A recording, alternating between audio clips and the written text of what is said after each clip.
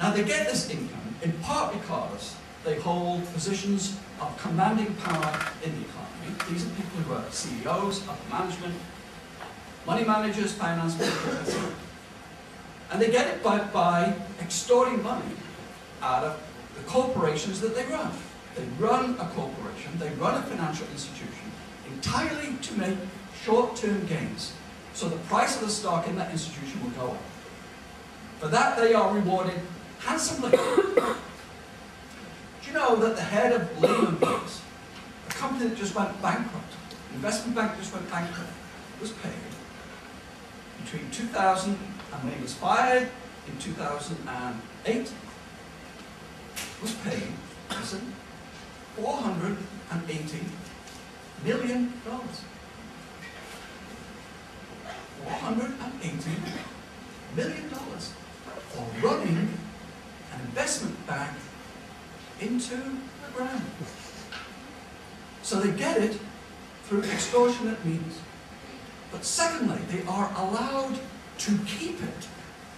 Instead of having large chunks of that taken away, as was in that middle period, they are allowed to keep it by the state refusing to tax them at high levels of income.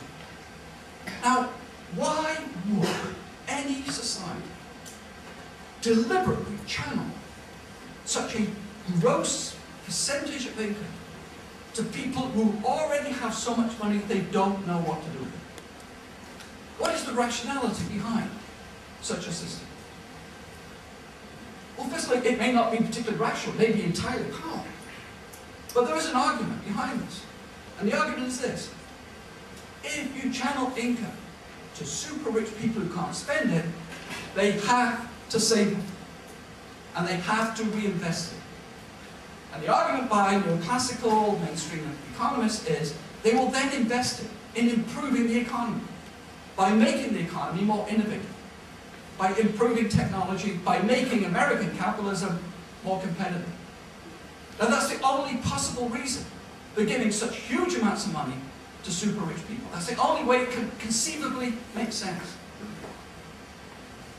It's almost like a sacred trust. You give it to these people and you say, please, use it effectively. Use it for all of us. So what have they used it for? They have used it to speculate.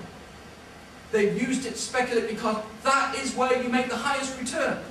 And these people, large portions of that income is from speculation. So they've used it to speculate. And they cause a tremendous problem in doing so. And now, after they've made all that money, and after they've acted in such a ridiculous way, who are we supposed to bail them out? Answer the taxpayer. Who is the taxpayer? Taxpayer is your parents, taxpayer is me, taxpayer is basically the middle class. So we, having made nothing out of this, have to rescue people who just finished making a fortune. Alright, there's one thing that can be done about this that is both a short-term solution and a long-term remedy. And that is the people who pay to rescue financial institutions should be those who have just finished benefiting from it. So, should President-elect Obama phone me one day by some chance and ask me what should be done, this is what I would tell him. Tax the rich till they squeal. It will do two things. One, they will have to pay for their own mistake. Secondly, we'll bring that figure down so that those people don't have so much money to squander in the future.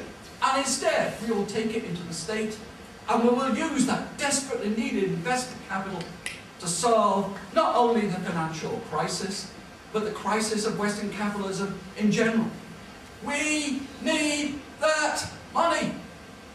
We need that $500 billion a year to invest in environmental solutions, to invest in poverty, to invest in the infrastructure of the country. This is a place where bridges, the center of civilization, bridges fall down with people on them. Why? Because the money that should have been going through the state is going into the pockets of the super rich instead. So who's to blame? Rich people. What can we do about it? Tax them till they shout. For that we need very good economic ideas. I blame economics for all of this. The basic themes in conventional economics are completely supportive of the kind of behavior that we have just witnessed. You know, markets, competition, investment, etc. These guys have not been critiquing this, they've not been projecting it. They didn't know it was coming because they believe their own rhetoric. I blame super rich people, I blame think tanks, and I blame the state. What we have is a state that is not a state for the people, it's a state for the rich. It's a state elected by rich people through campaign contributions. It's a state controlled by lobbies. So we need money to go to the state, but not this state. We need a reform state. We need a democratic state. And how are we going to get that? Through pressure, through fighting, and through organizing. What we need in this country is a left-wing party. We need a democratic socialist party to force the Democratic Party to be true to what once were its principles. That's my solution. Thank you.